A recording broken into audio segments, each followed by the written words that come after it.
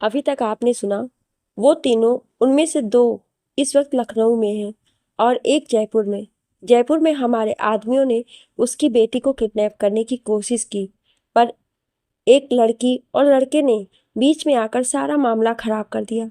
कोई बात नहीं, मैं उसका शिकार सीधे करूंगा, जिस तरह अब तक दो लोगों का किया है, और सबसे बाद में इसका, जिसने मेरे साथ रहकर भी मुझे धोखा दिया और मुझे जेल में सड़ने के लिए छोड़ दिया।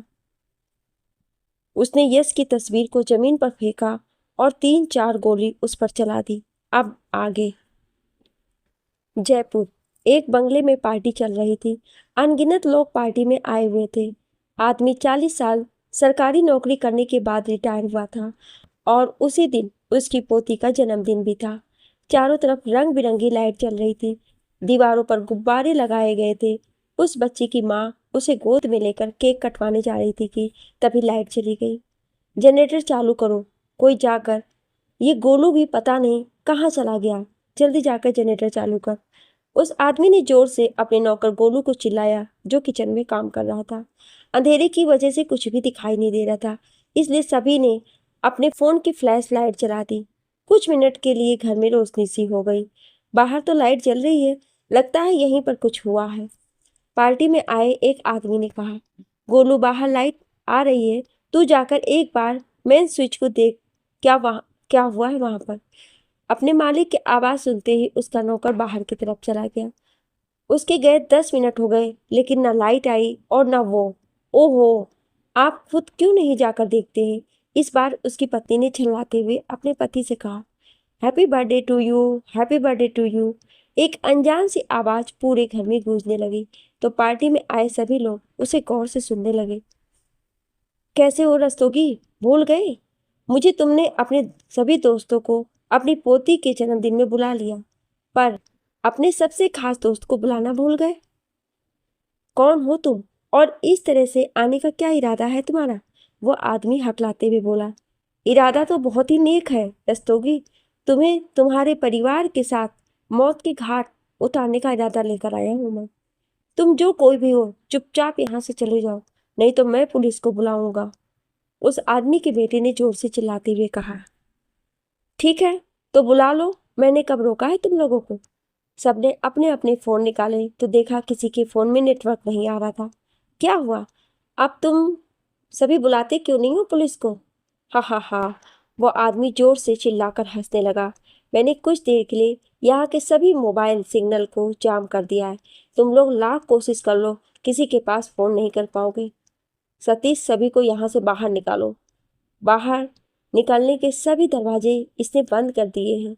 तभी एक औरत की चीखने की आवाज आई, तो सबने उस तरफ अपने अपने मोबाइल की फ्लैश की, तो देखा तो एक लाश पड़ी हुई थी। पापा, ये तो गोलू है, किसने मारा इसे? उस आदमी के लड़के ने चिल्लाते हुए जोरों से कहा। ये बात तो तुम मुझसे पूछ लेते सतीश बेटा, तुम्हारे कपिल अंकल बता देते इतनी सी बात तो।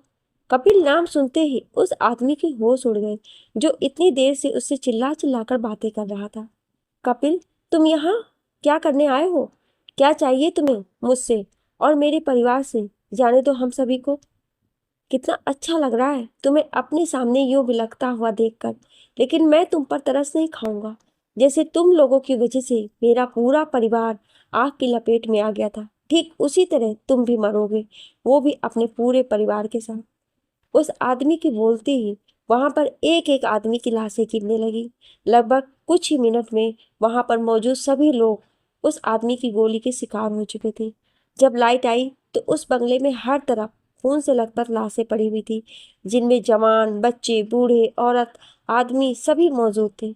उस आदमी ने सिर्फ एक आदमी को छोड़ा था, उसे, जिसका वो बंगला था। उस आदमी के कपड़ों पर भी अनगिनत खून के छींटे पड़े हुए थे और वो सभी लाशों को देखकर चिल्ला चिल्ला कर रो रहा था। एक आदमी के जूतों की आवाज से उसे अपने पीछे देखने के लिए मजबूर कर दिया। उसने मुड़कर देखा तो एक आदमी, जिसका चेहरा आधा जला हुआ था, उसके सामने खड़ा था। उसके हाथों में एक असॉल्ट राइफल थी, जिसके आगे साइलेंसर लगा हुआ था। उस आदमी के चेहरे पर एक अलग तरह की हैवानियत दिखाई दे रही थी। उसकी आंखें सुर्ख लाल हो गई थी। उसमें गुस्से से अपने सामने पड़े हुए शख्स को देखा और चिल्लाते हुए कहा, रस्तोगी, मैं भी अपने प्रेग्नेंट पत्नी की लाश को देखकर ऐसे ही रोया था जिस तरह तू अभी रो रहा है। याद कर आज से 8 साल पहले की घटना, जिसमें तुम सभी ऑफिसर्स ने मिलकर मेरे और मेरे साथियों के परिवार को उजाड़ डाला था। वो तुम्हारा मोहरा जिसका इस्तेमाल करके तुमने मुझे घुटने टेकने पर मजबूर कर दिया था, उसका भी बहुत जल्द यही हाल होने वाला है। वो मर चुका है कपिल, उसका इन सब में बिल्कुल हाथ नहीं था। जहां तक कि मेरा प्लान जरूर था, लेकिन अंजाम किसी और ने दिया था उस काम को, हमने नहीं। झूठ बोल रहे हो तुम, और मेरे सामने झूठ बोलने की सजा होती है मौत। उसमें लगातार उस आदमी के सिर पर गोलियां चलानी शुरू कर दी, जिससे उसका सिर किसी तरबूज की तरह फट कर फर्श पर बिखर गया। उसके बाद वो आदमी बंगले से बाहर निकला और बाहर दरवाजे पर अधमरे चौकीदार को गोली मारकर वहां से चल दिया। अगली सुबह पूरे जयपुर में ये खबर जंगल के आग की तरह फैल गई। मरने वाला शख्स सीबीआई के पूर्व डायरेक्टर थे, जो 2 दिन पहले ही रिटायर हुए थे। उसकी मौत की खबर सुनते ही दिल्ली से बड़े ऑफिसर्स भी जयपुर आ गए थे, जिनमें से थे सीबीआई के असिस्टेंट डायरेक्टर बलराज ठाकुर। कुछ ही दिन में वो सीबीआई के चीफ डायरेक्टर के पद को संभालने वाले थे। ऐसा केंद्र सरकार की तरफ से ऑर्डर भी आ चुका था। वो 10 से 15 सीबीआई ऑफिसर्स के साथ उस बंगले के दरवाजे पर पहुंचे। उनके सूट बूट और चलने के रुतबे को देखकर वहां पर मौजूद लोकल पुलिस के तोते उड़ गए। उनके चलने के तरीके और गुस्से से भरे चेहरे को देखकर वहां पर मौजूद मीडिया के लोग डर के मारे उनसे सवाल पूछने के लिए आगे नहीं आए। बलराज ठाकुर वहां पर मौजूद पुलिस ऑफिसर्स के पास पहुंचे। बलराज ठाकुर, कुछ पता चला ऑफिसर, कैसे हुआ है ये खून? इंस्पेक्टर, सर, एसॉल्ट राइफल से खून हुआ है, और खूनी की हाइट 6 फुट के आसपास थी। उसने अपने राइफल पर साइलेंसर लगाया हुआ था, जिससे गोलियों की चलने की आवाज बिल्कुल भी नहीं आई। पल्लाश ठाकुर, सीसीटीवी फुटेज चेक किया? इंस्पेक्टर, सर, कल रात 8 से 9 बजे तक की रिकॉर्डिंग नहीं हुई है, और इन लोगों का मर्डर भी 8 से 9 के बीच हुई है। बलराज ठाकुर, जिसका मर्डर हुआ है वो कोई आम आदमी नहीं था, वो सीबीआई के पूर्व डायरेक्टर विक्रम रस्तोगी थे। बलराज ठाकुर की बात सुनकर इंस्पेक्टर ने सर झुका लिया। बलराज ठाकुर, इस केस की तहकीकात के लिए मैं दिल्ली से ऑफिसर भेजूंगा। अब इस केस की जांच सीबीआई करेगी। इंस्पेक्टर, जी सर। बलराज ठाकुर वहां से चले गए। उनके जाने के बाद इंस्पेक्टर ने अपने माथे पर आए पसीने को पोंछा और जीप में से पानी की बोतल निकालकर मुंह पर मारने लगा। बलराज ठाकुर अपनी कार में बैठे हुए थे। उनके चेहरे पर एक गुस्सा और दुख दोनों के ही भाव थे। बलराज ठाकुर, निरंजन, तुम्हें याद है आज से 8 साल पहले का केस, जिसमें सीबीआई की एक टीम ने मिलकर एक अपराधी कपिल राठौर को गिरफ्तार किया था, उसके गैंग के साथ? उन्होंने अपने साथ बैठे इंस्पेक्टर से कहा, जिसके चेहरे पर भी एक डर था। निरंजन गुप्ता, जो उनके असिस्टेंट थे, उन्होंने अपने माथे के पसीने को पोंछा और बोले, सर, कपिल राठौर को कोई ऐसा वैसा अपराधी नहीं था। उसके तार दुबई तक जुड़े हुए थे, और अब वो वापस आ चुका है। बलराज ठाकुर, हमें मालूम है निरंजन, और बहुत जल्द हम उसे गिरफ्तार भी कर लेंगे। सर, वो सिर्फ उन लोगों को मार रहा है जो लोग उस केस में शामिल थे, और जल्द ही वो उन लोगों तक पहुंच भी जाएगा। बलराज ठाकुर, डरो मत निरंजन, बहुत जल्द कपिल और उसका पूरा गिरोह कानून के गिरफ्त में होगा। सर, पिछली बार भी उसे अपनी गिरफ्त में लेने के लिए हमने कितने पापड़ बेले थे। इस बार भी कुछ ऐसा ही होने वाला है, और इस बार तो उसकी कोई कमजोरी भी नहीं है हमारे पास। बलराज ठाकुर, हम सब कुछ जानते हैं निरंजन, चाहे वो पाताल में ही क्यों ना हो, हम उसे ढूंढ निकालेंगे। सर, कपिल उसे भी नहीं छोड़ेगा जिसे आपने अपने घर में पनाह दे रखी है। बलराज ठाकुर, पनाह नहीं दी है, हमने उसे गोद लिया है निरंजन, वो भी अपनी पत्नी सुधा की चित के आगे घुटने टेक कर।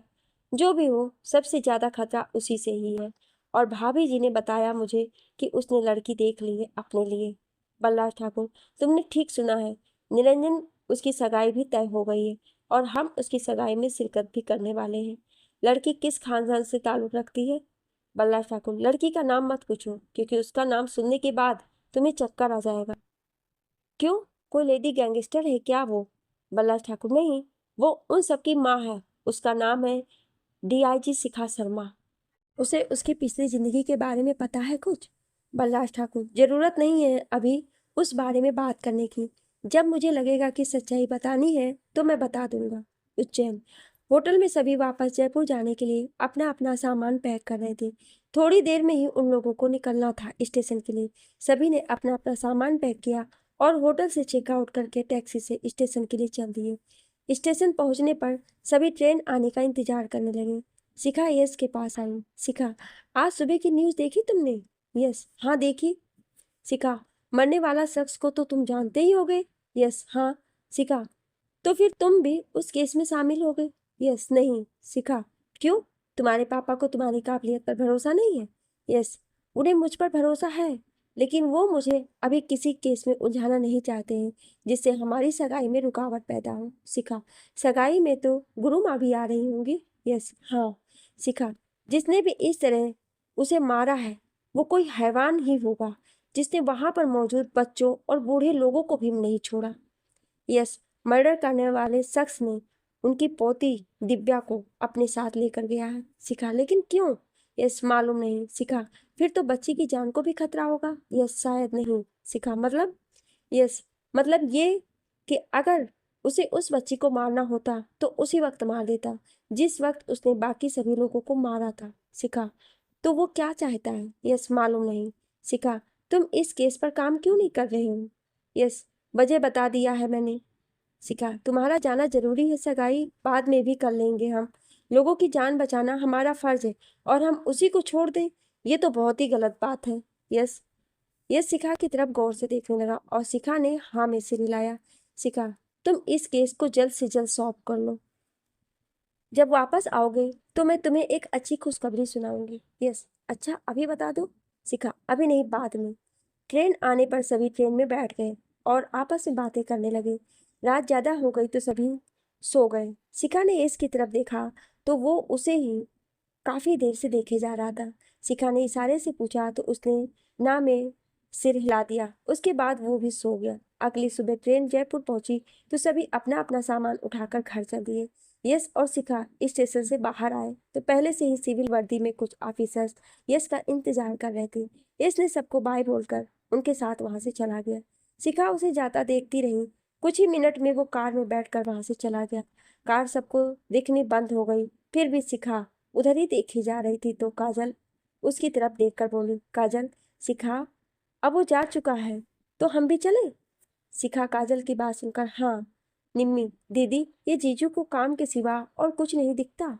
स्टेशन पर पहुंचे 1 मिनट भी नहीं हुआ, उससे पहले उन्हें लेने के लिए सीबीआई की टीम आ गई। काजल, मुझे तो ऐसा लग रहा है कि जब शादी के समय पंडित जी मंत्र पढ़ेंगे तब भी ये कहेंगे कि पंडित जी जल्दी मंत्र पढ़िए, मुझे एक केस सॉल्व करना जाना है। काजल की बात सुनकर आलोक जी शिखा के सिर पर हाथ रखकर बोले, बेटा हमें तुम्हारी पसंद अच्छी लगी, यह सच में ही बहुत अच्छा लड़का है।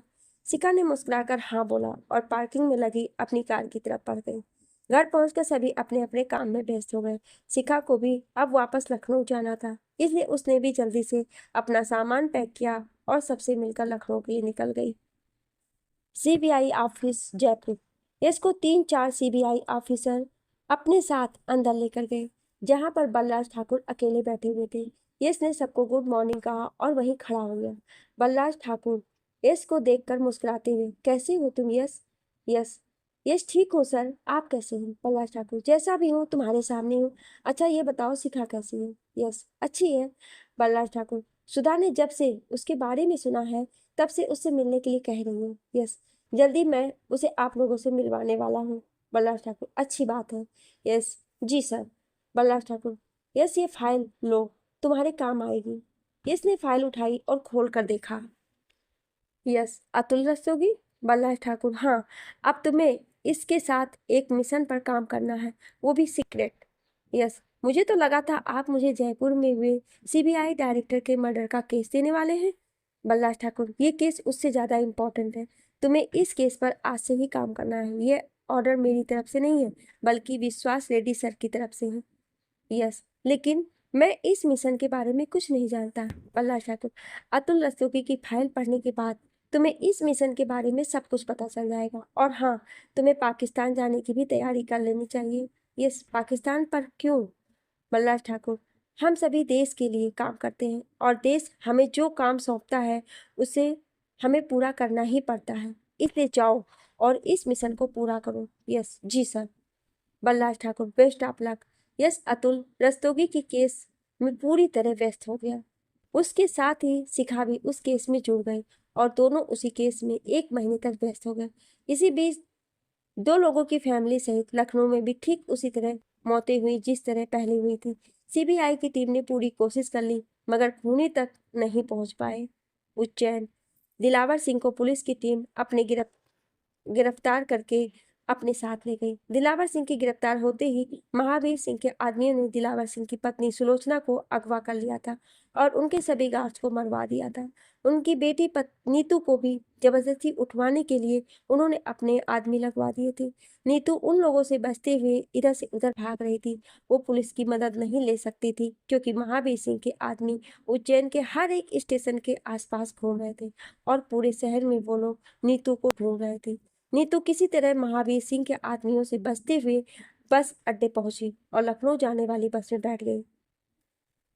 कंडक्टर ने जब उससे पैसे मांगे तो उसने अपने कान में पहने हुए कुंडल उतार के दे दिए और सबसे पीछे वाली सीट पर जाकर बैठ गई। वो डरी हुई थी, भूखी प्यासी सी, सबसे अलग लग रही थी। कंडक्टर उसे बार बार देख रहा था। उसके आंखों में उस मासूम को देखकर एक बहसीपन उतारू हो गया था और उसने किसी को फोन किया और अपनी सीट पर बैठ गया।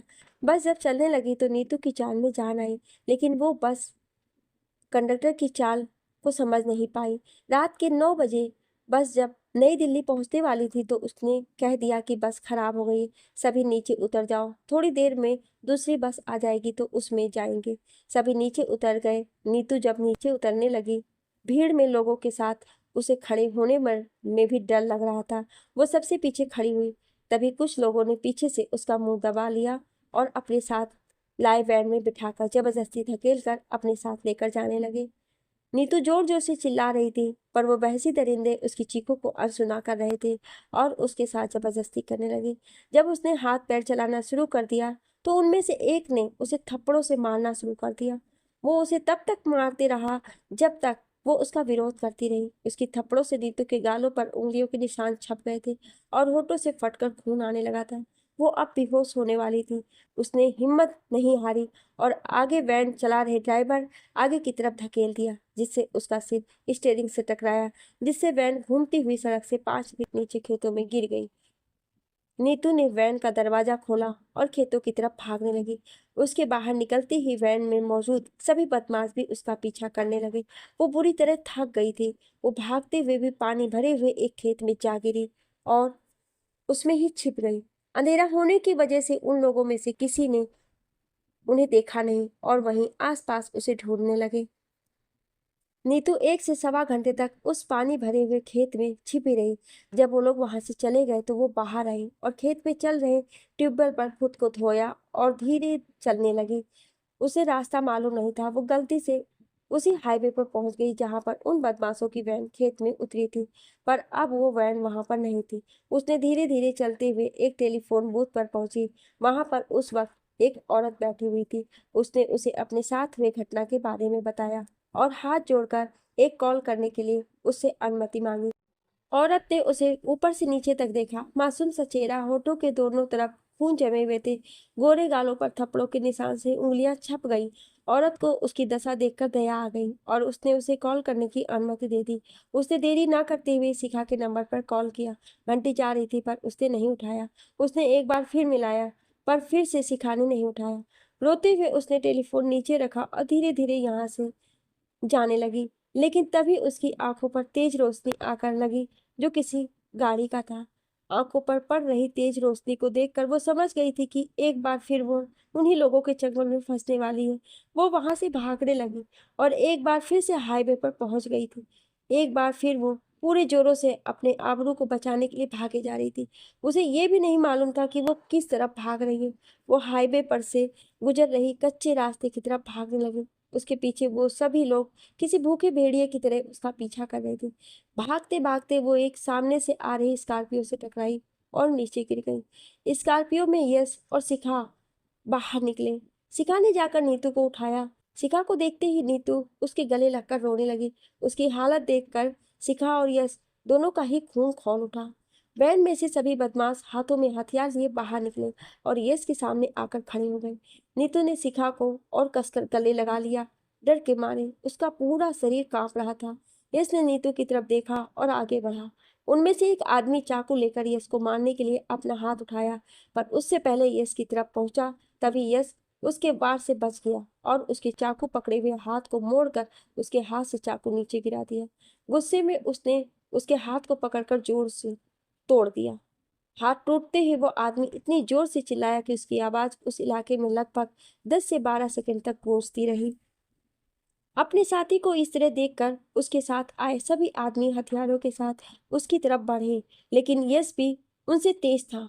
उसने मार्शल आर्ट का इस्तेमाल करना शुरू किया और फिर उस अंधेरी रात में सिर्फ उन लोगों की हड्डियों के टूटने और चिल्लाने की आवाज आ रही थी।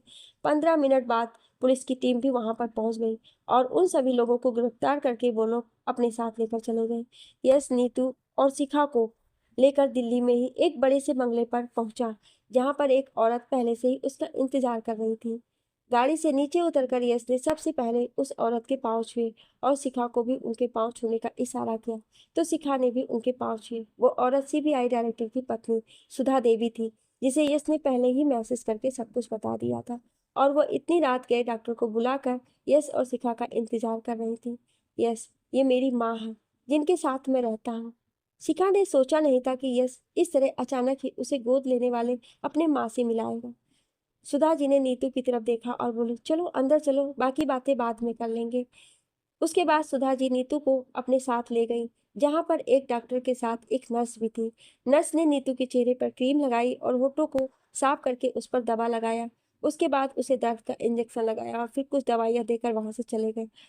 वो औरत नीतू के सिर पर हाथ रखा और उससे पूछा, घबराओ मत बेटा, तुम अब पूरी तरह से सेफ हो। मेरा बेटा सीबीआई ऑफिसर है और मेरे पति सीबीआई के चीफ डायरेक्टर है। अब बताओ तुम्हारे साथ ये सब कैसे हुआ? नीतू ने शिखा की तरफ देखा और बोली, आपने पृथ्वी भैया को अभी तक कुछ नहीं बताया? यश शिखा की तरफ देखते हुए, क्या नहीं बताया? शिखा, यही कि आज तुमने अपनी किसी अनजान लड़की को नहीं, अपनी बहन को बचाया। यश और सुधा जी हैरानी से शिखा की तरफ देखने लगे। शिखा ने अपने फोन में दिलावर सिंह के घर से खींची गई यश के 16 साल की उम्र की तस्वीरें दिखाई, जिसे देखकर यश और सुधा जी एक दूसरे को देखने लग गए। सभी तस्वीरों को देखने के बाद यश ये नहीं कह पाया कि उन तस्वीरों में वो नहीं है, क्योंकि उनमें से एक तस्वीर में वो उसके गले में वो लॉकेट साफ दिखाई दे रहा था जिसे उसने पहना हुआ था। उसके बाद शिखा ने एक तस्वीर और दिखाई जिसमें दिलावर सिंह, यश और उनकी पत्नी सुलोचना जी के साथ नीतू भी थी। यश उन्हें देखकर, ये तो मुझे उज्जैन में मिले थे। शिखा, हाँ, यही है तुम्हारे पिता दिलावर सिंह राणा, जिनकी पत्नी से किसी हादसे में तुम बिछड़ गए थे। सभी तस्वीरों को देखकर यश की आंखों में आंसू आ गए थे। उनसे भीगी पलकों के साथ नीतू की तरफ देखा तो वो भी रोते हुए उसके गले लग गई। 10 मिनट तक दोनों एक दूसरे को पकड़कर रोते रहे। उन्हें इस तरह रोता देख सुधा जी और शिखा की भी आंखों में पानी आ गया था। शिखा ने दरवाजे पर देखा तो एक आदमी जिनकी उम्र 50 के आसपास थी, भीगी पलकों के साथ उन दोनों को देख रहे थे। शिखा समझ गई थी कि वो कौन है। उन्हें देखते ही वो खड़ी हो गई और उनके पैरों को छूने के लिए जैसे ही झुकी, उन्होंने उसे रोक दिया। बलराज ठाकुर, जीती रहो, तुम्हें किसी के पैरों की छूने की जरूरत नहीं है बेटा। बलराज ठाकुर आगे बढ़े, यश और नीतू के सिर पर हाथ रखकर बोले, भगवान तुम दोनों को हमेशा खुश रखे। यस पापा, मुझे खुशी है कि मुझे मेरी फैमिली मिल गई, पर इस तरह और इस हालत में मिलेगी ये मुझे मालूम नहीं था। बलराज ठाकुर, बेटा तुम अचानक दिल्ली कैसे पहुंची? नीतू, हम बहुत बड़ी मुसीबत में फंस गए हैं अंकल। हमारे बड़े पापा महावीर सिंह ने झूठे इल्जाम लगाकर पापा को जेल भिजवा दिया है। उसके बाद कुछ हथियार बंद नकाबपोश हमारे घर पर आए, सभी गार्ड्स को मारकर मम्मी को अपने साथ ले गए। मैं उस वक्त घर पर नहीं थी। जब वापस आई तो देखा घर पर सभी गार्ड्स मरे हुए थे। उन्हें मारने वाले कुछ लोग हमारे घर पर ही छिपे हुए थे। उन्होंने मुझे भी पकड़ने की कोशिश की, पर मैं उनसे बचते हुए कई दिन इधर उधर छिपती रही। मैं फिर अपने भैया की तलाश में उज्जैन से लखनऊ की बस में बैठी थी, पर मेरे साथ कुछ ऐसा हो गया कि मैं यहाँ पहुँच गई और भगवान ने मेरी सुन ली। मुझे मेरे भैया तक पहुँचा दिया उसने। बोलते बोलते वो रोने लगी और यश के चेहरे पर चिंता की लकीरें खिंच गई। वो उठकर बाहर आ गया। सुधा जी भी उठकर उसके पीछे पीछे आई। सुधा, क्या हुआ बेटा? सुधा जी ने देखा तो यश दीवार से लगकर रो रहा था। सुधा जी को देखते ही उसने अपने आंसू को पोंछ लिया। सुधा जी, रो क्यों रहा है तू? सब ठीक हो जाएगा। यस, वो सुधा जी, क्या वो? यस हकलाते हुए, उसके साथ कुछ ऐसा वैसा तो नहीं हुआ? सुधा जी, चुप कैसी बातें करता है, वो बिल्कुल ठीक है। अब चल खाना खा ले। सुधा जी किचन की तरफ चली गईं और यश अंदर चला गया, जहां पर बलराज ठाकुर और शिखा अपनी बातों से नीतू को हंसाने की कोशिश कर रहे थे, पर उनकी बातों पर उस पर रत्ती भी असर नहीं हो रहा था। उन दोनों की लंबी बातों की जगह वो बस थोड़ा सा मुस्कुरा देती, फिर चुप हो जाती। यश उसके पास गया तो वो उसके करीब आकर बैठ गई। यश ने उसके सिर पर हाथ रखा तो एक बार फिर से नीतू की आंखों में पानी आ गया। सुधा जी ने नीतू के लिए खाना ले आई तो यश उनके हाथ से प्लेट ले लिया और खुद ही अपने हाथों से नीतू को खाना खिलाने लगा। खाना खाने के बाद नीतू यश के कंधे पर सिर रखकर बैठी रही। यश भी धीरे धीरे उसका सिर सहलाता रहा। जब वो सो गई तो यश उसे सुलाकर बाहर आ गया, जहां पर बलराज ठाकुर, शिखा और सुधा जी बैठकर बातें कर रहे थे। बलराज ठाकुर, मैंने पता किया है, दिलावर सिंह के केस के बारे में जानकारी निकाली है। वो इस वक्त अपने सहयोगी जीत के मर्डर के इल्जाम में गिरफ्तार किए गए हैं। अगर जुर्म साबित हो जाता है तो उन्हें उम्र कैद की सजा हो सकती है। शिखा, एक साथ इतना कुछ किसी की सोची समझी साजिश है। तुम्हारे पिता का जेल जाना, तुम्हारी माँ की किडनैपिंग और नीतू, उसे तो तुम देख ही रहे हो। ये किसी की सोची समझी साजिश है जिसमें तुम्हारा परिवार फंस चुका है। यस, इस साजिश का पर्दाफाश करने के लिए उज्जैन जाना जरूरी हो गया। शिखा, मैं भी चलूंगी। बलराज ठाकुर, तुम दोनों गलती कर रहे हो। यस और शिखा दोनों ही बलराज ठाकुर की तरफ एक साथ देखा, फिर एक साथ बोली, वो कैसे? बलराज ठाकुर, सबसे पहले तुम नीतू से अब तक की सारी जानकारी निकालो, अपने परिवार की, उसके बाद तुम एक्शन लो। यस, पर अभी तो वो सोई हुई है। सुधा, वो कहीं नहीं जा रही है, तू कल पूछ लिए उससे जो पूछना है। फिलहाल तो तुम दोनों अभी खाना खा लो, बहुत रात हो गई है। सुधा जी ने यश और शिखा को खाना खिलाया। उसके बाद यश अपने कमरे में सोने चला गया और शिखा नीतू के साथ जाकर सो गई।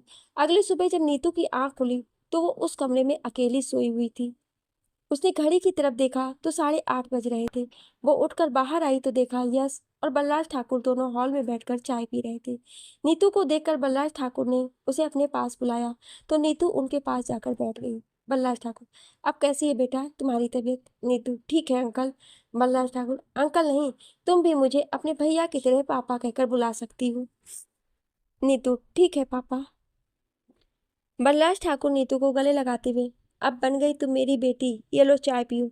बलराज ठाकुर ने इशारा किया तो यश ने चाय कप में डालनी शुरू कर दी। तभी पीछे से सुधा जी बोली, अभी उठी है, वो उसे ब्रश तो करने दो। बलराज ठाकुर, शेर के बच्चे ब्रश नहीं करते। यस, ये सब हुआ कैसे और पापा जेल में कैसे गए? नीतू, कुछ दिनों से दादाजी के वकील जनक मिश्रा बार बार पापा से मिलने आ रहे थे किसी तरह के कागजात पर दस्तखत करवाने के लिए, पर पापा उन्हें हर बार मना कर देते। एक दिन बड़े पापा उनके साथ आए, उन्होंने भी उस पर दस्तखत करने का दबाव बनाया, पर पापा ने दस्तखत नहीं किए। बड़े पापा पापा को धमकी देकर गए कि उसके इल्ज़ाम तुम्हें भुगतना पड़ेगा। उसके अगले ही दिन पुलिस पापा को गिरफ्तार करके ले गई और फिर हमारे घर पर गुंडों को हमला, मेरे पीछे उन आदमियों का लगना, ये सब शुरू हो गया। सिका वहां पर आते हुए, आखिर क्या था उन कागजात में जिसकी वजह से इतना कुछ हो गया? नीतू, नहीं मालूम, इतना मुझे पापा कुछ भी नहीं बताते थे हमें इन सब के बारे में। बल्ला ठाकुर, उन कागजात में क्या था वो तो अब तुम्हारे दादाजी के वकील जनक मिश्रा ही बता सकते हैं। यस, मैं आज ही नीतू को लेकर उज्जैन के लिए निकलता हूँ। शिखा, उज्जैन तुम नहीं, मैं जा रही हूँ नीतू को लेकर। तुम अपनी माँ का पता लगाओ। यस, लेकिन जाएंगे तो साथ ही ना। 1 बजे के करीब यश, शिखा और नीतू तीनों ही उज्जैन पहुंच गए थे। यश उनसे अलग हो गया था और शिखा नीतू के साथ जनक मिश्रा के ऑफिस पहुंची। शिखा जब नीतू के साथ जनक मिश्रा के ऑफिस से पहुंची, नीतू को देखकर जनक मिश्रा के कान खड़े हो गए। शिखा, हेलो सर, मेरा नाम शिखा है और इन्हें तो आप जानते ही होंगे कौन है। जनक मिश्रा, कहिए, मैं आप लोगों की कैसे मदद कर सकता हूँ? शिखा, आज से 10 दिन पहले आप दिलावर सिंह के पास कुछ कागजात लेकर गए आए हुए थे, उनके बारे में जानकारी चाहिए मुझे। जनक मिश्रा, वो कागजात राणा उदयभान सिंह की वसीयत का एक टुकड़ा था जिस पर उनके बेटे या फिर उनके बेटे के बच्चों का अधिकार है। तुम ठाकुर खानदान से ताल्लुक नहीं रखती और नीतू अभी बालिग नहीं है, इसलिए उन कागजातों के बारे में तुम दोनों भूल ही जाओ। शिखा, ये क्या कह दिया आपने वकील साहब? बहुत दूर से आए हैं हम दोनों, बिना कुछ जाने तो जाएंगे नहीं।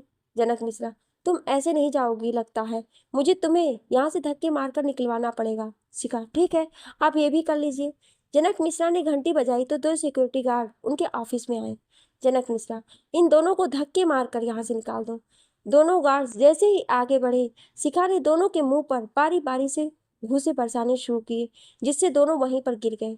शिखा दोबारा कुर्सी पर बैठ गई और अपना कार्ड जनक मिश्रा के सामने फेंका। जनक मिश्रा ने कार्ड उठाया और देखा। जनक मिश्रा, तुम शिखा शर्मा हो? नीतू, कार्ड नहीं दिख रहा है क्या जो पूछ रहे हो आप अंकल? शिखा, अब जल्दी से बताओ उन सभी कागजातों के बारे में जो तुम नीतू के पापा के पास बार बार लेकर जा रहे थे। जनक मिश्रा, वो कागज राणा उदयभान सिंह के 1000 करोड़ की पुश्तैनी हवेली और उसके अंदर की सभी शाही सामान के थे जो इंदौर में है। कुछ प्राइवेट म्यूजियम और कंपनी हवेली को खरीदना चाहते हैं, इसलिए उसकी नीलामी की जा रही है, जिसकी बोली शुरू हो गई है 1 करोड़ से। हवेली और उसके अंदर के सभी शाही सामान की नीलामी के लिए राणा उदयभान सिंह के दोनों बेटे या उनके बेटों के बेटे की जरूरत है। अगर उनके एक बेटे को कुछ हो जाता है तो एक बेटा उस हवेली और उसके अंदर मौजूद सभी सामान का वारिस होगा। ऐसा राणा उदयभान सिंह की वसीयत में लिखा हुआ है। महावीर सिंह के पास हवेली को बेचने का प्रस्ताव आया तो उन्होंने हाँ कह दिया, पर दिलावर सिंह इसके खिलाफ थे।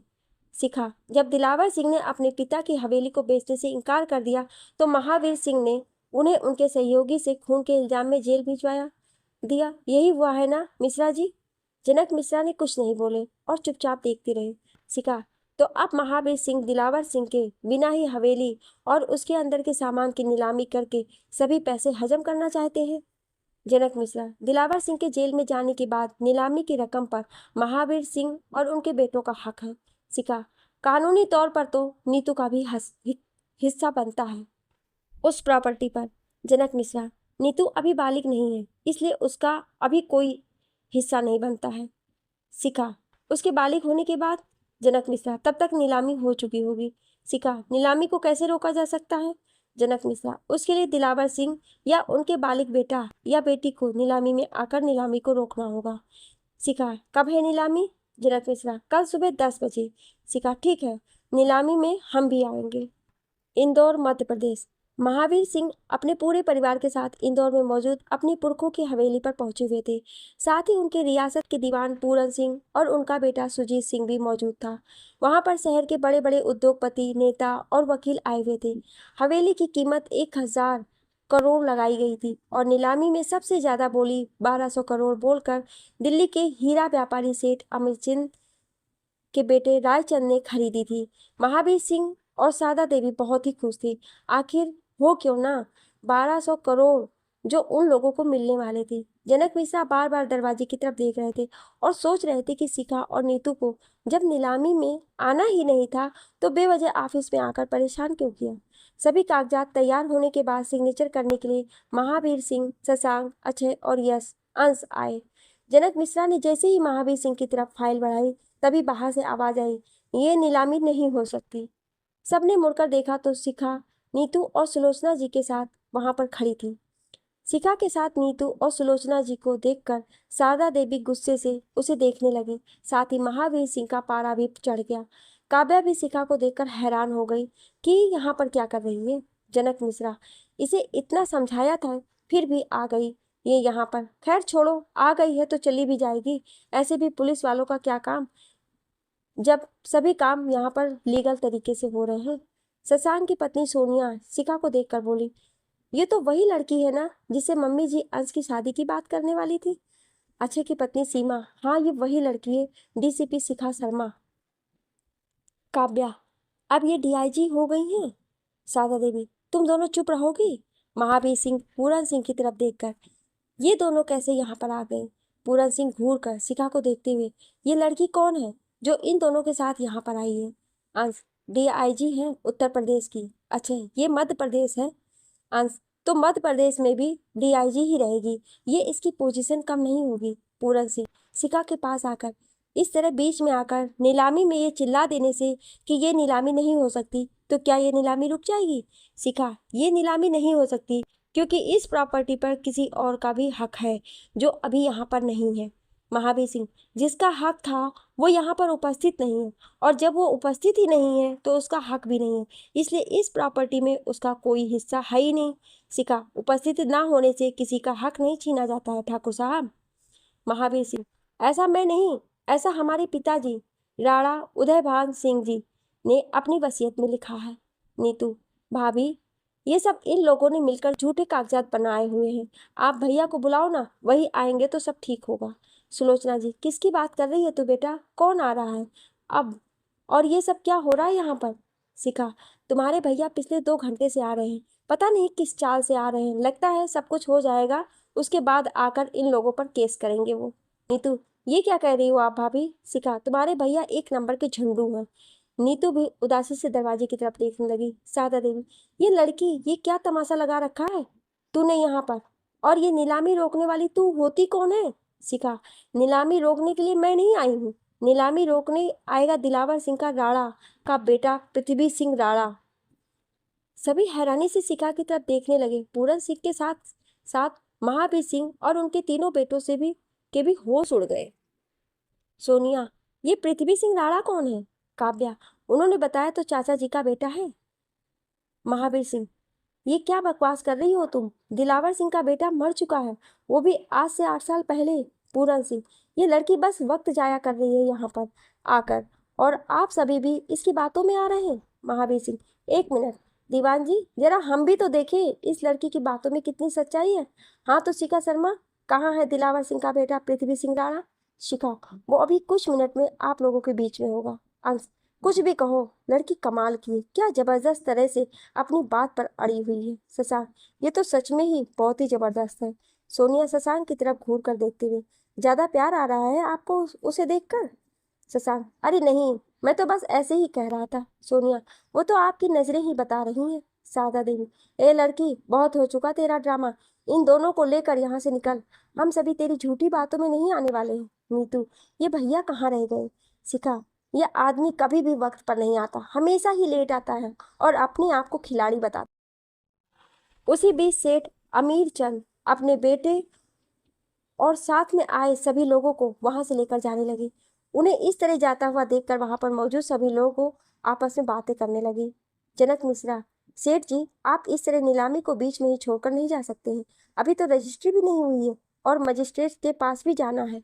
अमीर चंद, अगर अभी मैं नहीं गया तो पूरी तरह से बर्बाद हो जाऊंगा। दिल्ली में मेरा बंगला, कंपनी और फार्म हाउस, तीनों जगह सीबीआई की रेड मार दिया है, मेरे वर्षों की कमाई लूट जाएगी, मुझे जाना ही पड़ेगा।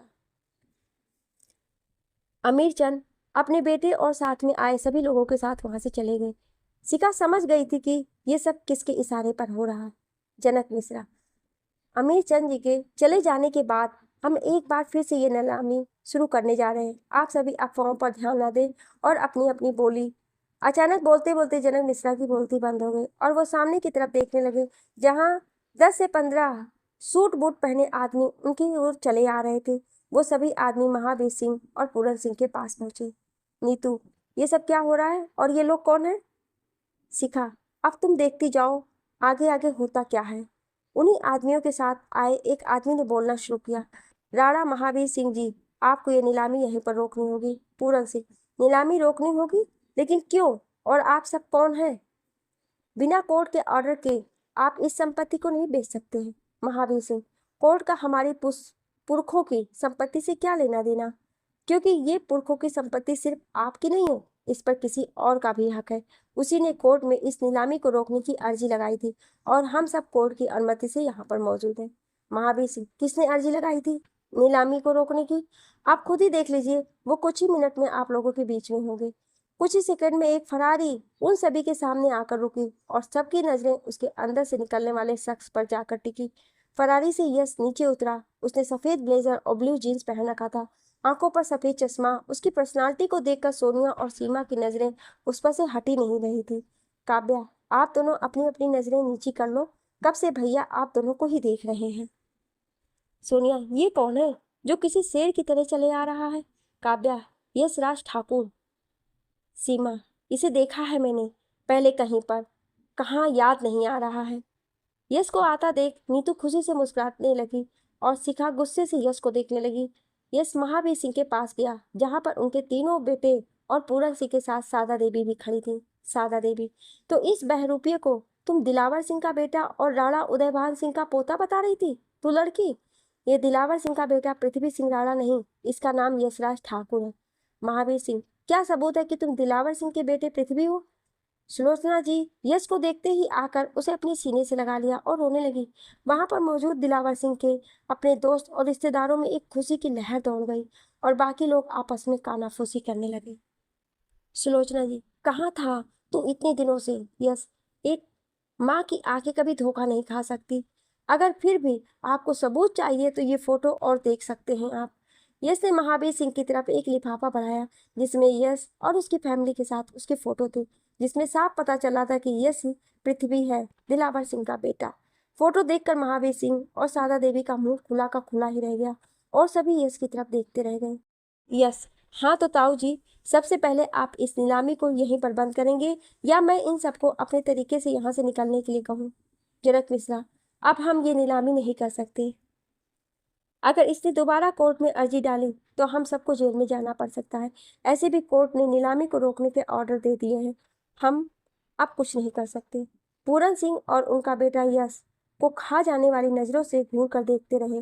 वहां के हाल देखकर नीलामी में आए सभी लोग एक एक करके वहां से जाने लगे। अब वहां पर सिर्फ ठाकुर फैमिली और यश के साथ आए हुए आदमी मौजूद थे। सादा देवी शिखा को घूर कर देख रही थी। शिखा, महारानी साहिबा, आपके 1200 करोड़ के प्लान पर तो पानी फिर गया है। अब आप सभी जेल में जाने के लिए तैयार हो जाइए, क्योंकि जिन लोगों ने आपके कहने पर दिलावर सिंह के घर पर जाकर उनके सभी बॉडीगार्ड्स को मारने को के बाद सुलोचना जी को अगवा किया था, वो सभी इस वक्त जेल में हैं और जल्दी ही वो सभी सच्चाई भी उगल देंगे। यस आराम से शिखा के कान में, सासू माँ है तुम्हारी, थोड़ा तमीज से। शिखा, मालूम है। महावीर सिंह, हम ऐसा करेंगे, तुमने ये सोच भी कैसे लिया लड़की। महावीर सिंह राणा जो भी करता है सबके सामने करता है, चाहे वो दोस्ती हो या दुश्मनी। यस बीच में आते हुए, वो तो बहुत जल्द मालूम हो ही जाएगा कि कौन कितने पानी में है। उसके बाद मैं आपको पानी समेत जेल के काल कोठरी में डालूंगा। महावीर सिंह चिल्लाते हुए, अगर तूने एक भी शब्द और बोला तो मैं भूल जाऊंगा कि तू मेरे छोटे भाई का बेटा है। यस, चिल्लाना मुझे भी आता है। किस छोटे भाई की बात कर रहे हैं आप, जिसे आपने 6 साल पहले अपने बेटे के मौत के इल्जाम में जेल भिजवाया था, या उस भाई की जिसकी बेटी और पत्नी को आपने अगवा करने की कोशिश की थी। शशांक, हम चाहें तो अभी के अभी तुम्हें तुम्हारे परिवार के साथ इसी समय मिट्टी में मिला सकते हैं। इतनी है हमारी पावर यहाँ पर। और तुम लोग कह रहे हो कि हमने तुम्हारी माँ और बहन को अगवा करने की कोशिश की। शिखा, अच्छा झूठ बोल लेते हो आप सभी। सादा देवी, इन लोगों के मुंह लगने की जरूरत नहीं है। ये लोग कैसे हैं वो तो हम बहुत पहले से ही जानते हैं। जैसा बाप वैसा बेटा। अब चलिए यहाँ से। महावीर सिंह और सादा देवी अपने परिवार के साथ वहां से चले गए। पूरन सिंह के साथ हवेली में मौजूद उनके सभी आदमी भी वहां से चले गए। जनक मिश्रा उन लोगों के पास आए। जनक मिश्रा, तुम मुझे कल ही बता देती कि दिलावर सिंह का बेटा अभी जिंदा है तो आज इतना कुछ नहीं होता यहाँ पर। शिखा, ताकि आप महावीर सिंह के साथ मिलकर एक नया प्लान तैयार करते। क्यों। जनक मिश्रा, अरे नहीं बेटा, तुम लोग तो मुझे गलत समझ रहे हो। मैं भला ऐसा क्यों करता। यस, क्योंकि नीलामी होने के बाद आपको 2 करोड़ मिलने वाले थे इसलिए। जनक मिश्रा, नहीं, ये बिल्कुल गलत है।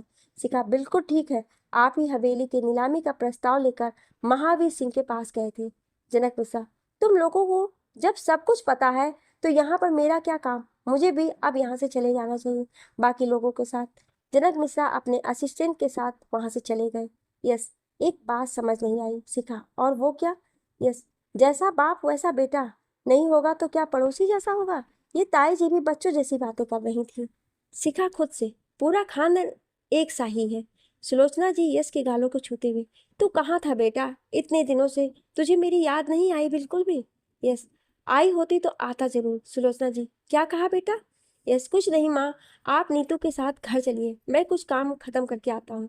सुलोचना जी रोते हुए, इतने दिनों बाद तू आया है और आज भी तुझे काम ही दिखाई दे रहा है। यस, अरे माँ, आप बिना बस आधे घंटे का काम है, आप घर जाकर मेरे लिए कुछ बनाएंगी, तब तक मैं आ जाऊंगा। सुलोचना जी खुश होते हुए, ठीक है। सुलोचना जी नीतू के साथ वहां से चल दी और कार में बैठकर बोली, वो लड़की कौन थी?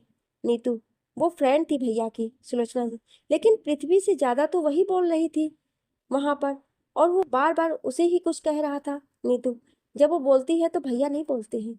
सुलोचना जी, क्यों?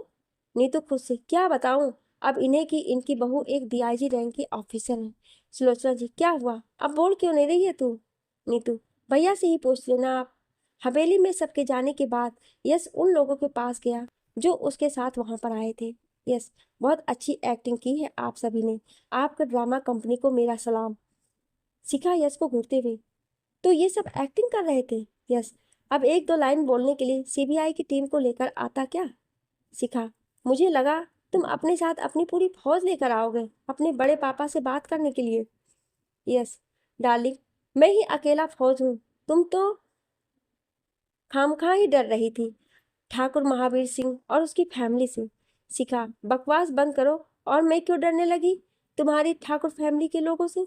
ये सोचते हुए, ये भी सही कहा तुमने। शिखा, अब चलो यहाँ से।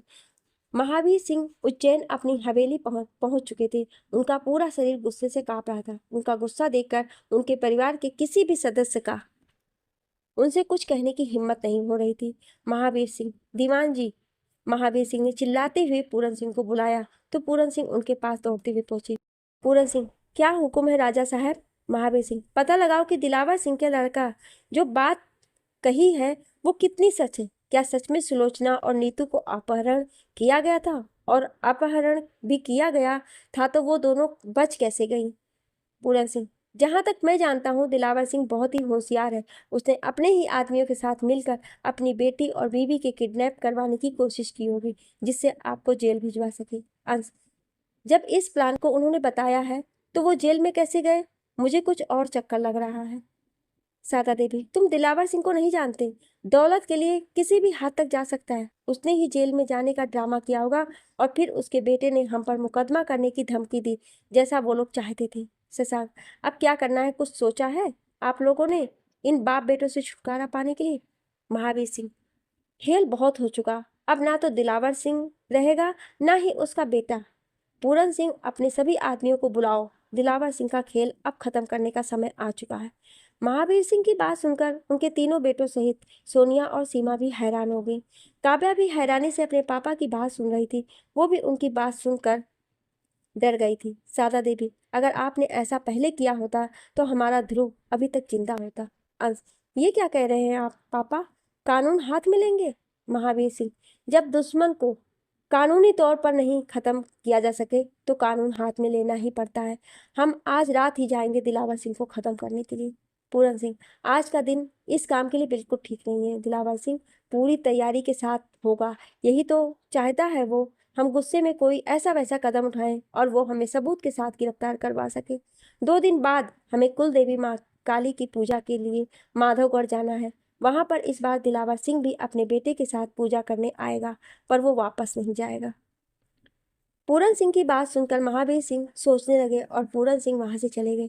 शिखा और यश 1 घंटे बाद दोनों इंदौर के जेल पहुंचे, जहां पर दिलावर सिंह को रखा गया था।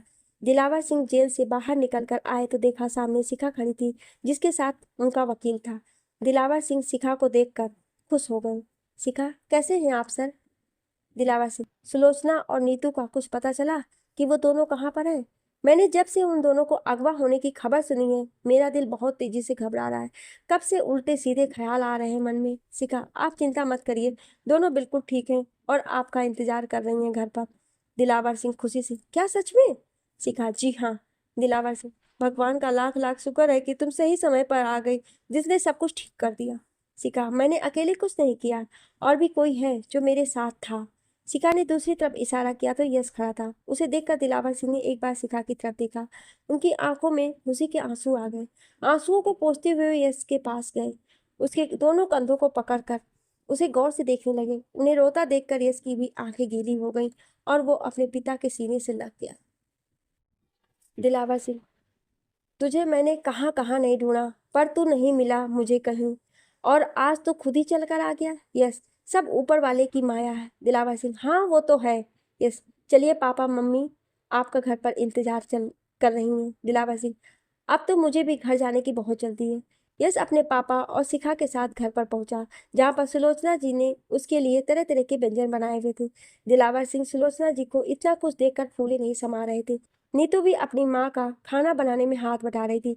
अपने पापा को देखते ही वो भागते हुए आकर उनसे गले लग गई। नीतू, पता है आज मैं कितनी खुश हूँ पापा, मैंने तो अपने सभी दोस्तों को बता दिया कि मेरे भैया वापस आ गए हैं और सब मुझसे पार्टी भी मांग रहे हैं। मैंने सबको कह दिया है कि यहाँ के सबसे बड़े होटल में पार्टी दूंगी और हमारा पूरा कॉलेज आएगा। और पता है पापा, दिलावर सिंह, पहले सांस तो ले ले बेटा, उसके बाद बोल लेना। ऐसे भी आज कोई पार्टी नहीं होगी।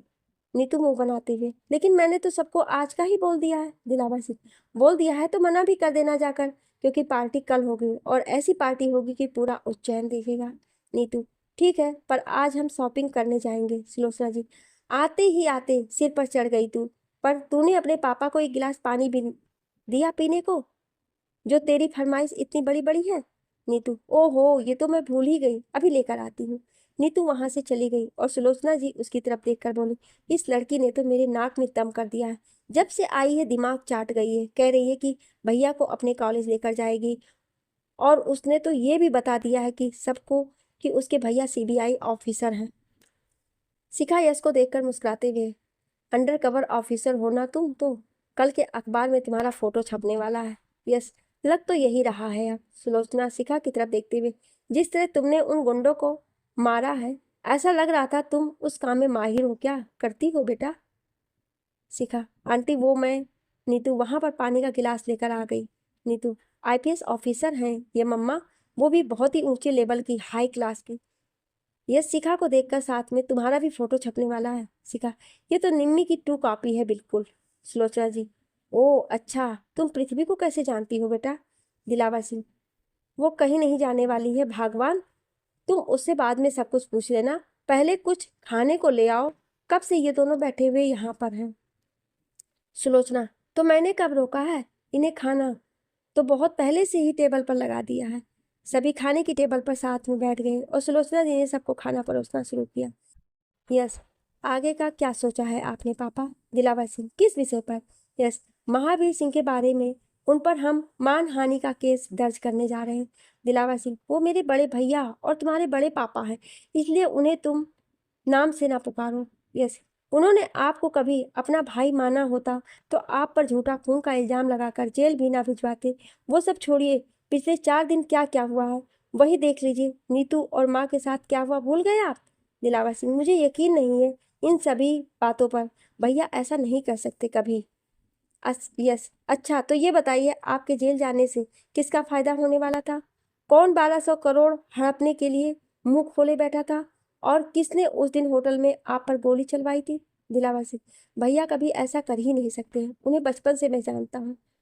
यश ने दिलावर सिंह की बात का जवाब नहीं दिया और उठकर वहां से चला गया। नीतू भी अपने पापा को देखते हुए वहां से चली गई। सुलोचना जी भी जग उठाकर पानी लाने के बहाने किचन में चली गई। दिलावर सिंह वहीं पर बैठे सबको ज्यादा देखते रहे। शिखा खुद से, सच्चाई क्या है पता लगाना जरूरी हो गया है, अब नहीं तो रोज ऐसे ही सब खाने की टेबल से उठकर जाएंगे। शिखा ने खाना खाया और वो भी वहां से उठकर चली गई। शाम को यश अपनी माँ सुलोचना और नीतू के साथ बंगले के बगीचे में बैठा हुआ था। सुलोचना जी, बेटा अपने पापा पर इतना गुस्सा करना ठीक नहीं है। वो अपने भैया को अपने पिता की तरह प्यार करते हैं, इसलिए वो तुमसे ऐसा बोले हैं। यस, मैं पापा से गुस्सा नहीं हूँ, मैं गुस्सा हूँ उनकी बातों से। इतना कुछ हो जाने के बाद भी उस आदमी का वर्णन ऐसे कर रहे हैं जैसे कुछ हुआ ही ना हो। सुलोचना जी, तो कब तक यूं नाराज रहेगा अपने पापा से? यस, मैं किसी से नाराज नहीं हूँ, बस मुझे उनकी बातें अच्छी नहीं लगती। सुलोचना, बेटा 2 दिन बाद तेरे मामा मामी आ रहे हैं तुझसे मिलने। जब तू और तेरे पापा नहीं थे तो सारा बिजनेस और घर की देखभाल वही लोग किया करते थे। उनके 2 बच्चे भी हैं, तन्वी और कवि, वो दोनों ही बहुत प्यारे बच्चे हैं। यस, मुझे कल दिल्ली जाना है। सुलोचना जी, अभी तो तू आया और तुझे दिल्ली जाना है? यस, जॉब ही ऐसी है जिस वजह से जाना पड़ रहा है। नीतू, तो कब आओगे आप? यस सोचते हुए, तेरी शादी तक तो आ ही जाऊंगा। नीतू, मुझे नहीं करनी शादी, पहले आप करिए, उसके बाद कोई आपके जैसा कोई ब्यूटीफुल मिला तो जरूर कुछ सोचूंगी। नितु ने सिर ऊपर की तरफ करके बोला, जिसे सुनकर सुलोचना जी ने उसके सिर पर एक चपत लगा दी। यस, लड़के हैंडसम होते हैं, ब्यूटीफुल नहीं। सुलोचना जी, बेटा अब शादी की ही बात आ गई है तो मैंने भी तेरी शादी के बारे में सोच रखा है। यस हैरान होते हुए, अभी से क्या जरूरत है इन सब के बारे में सोचने की? आप पापा से बात करिए, वो आपको सब समझा देंगे और आधी बातें तो ये नीतू ही समझा देगी। सुलोचना जी, कौन सी बातें? यस, बता दूंगा।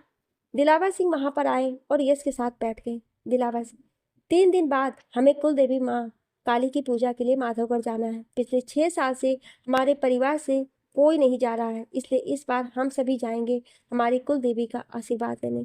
दिलावर सिंह उठकर जाने लगे तो पीछे से यश ने आवाज लगाई, पापा। दिलावर सिंह मुड़कर देखने लगे। हाँ यस, सॉरी पापा। यस दिलावर सिंह के करीब जाकर उनके गले लग गया और दिलावर सिंह भी खुशी से उसके सिर पर हाथ फेरा। दिलावर सिंह, किस बात के लिए सॉरी बेटा? यस, मैं आपके साथ गलत तरीके से पेश आया इसलिए।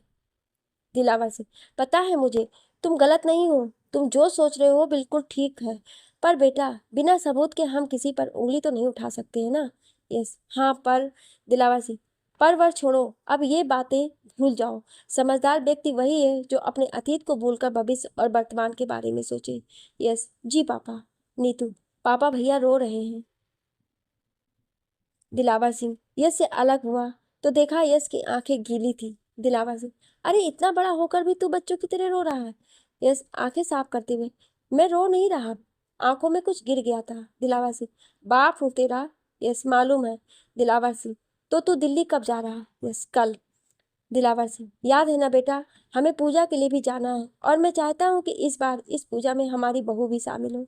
सुलोचना जी, 3 दिन में बहू कहाँ से लेकर आ जाएंगे आप? दिलावर सिंह, उसकी चिंता तुम छोड़ो भगवान, तुम सिर्फ हमारे खानदानी कंगन निकाल कर रखो जिसे मैंने तुम्हें पहली बार पहनाया था, और 3 दिन बाद हमारा बेटा हमारी बहू को वही कंगन पहनाएगा जहाँ पर मैंने तुम्हें पहनाया था। कहानी कैसी लगी कमेंट करके जरूर बताइएगा। और ऐसे आप सभी को बता दूं कि आने वाले समय में कहानी बहुत ही धमाकेदार होने वाली है, क्योंकि अब सामने आने वाला है यश की पिछली जिंदगी का राज, जिसे जानते हैं सीबीआई डायरेक्टर बलराज ठाकुर, जिन्होंने यश को कपिल राठौर के केस से दूर रखा।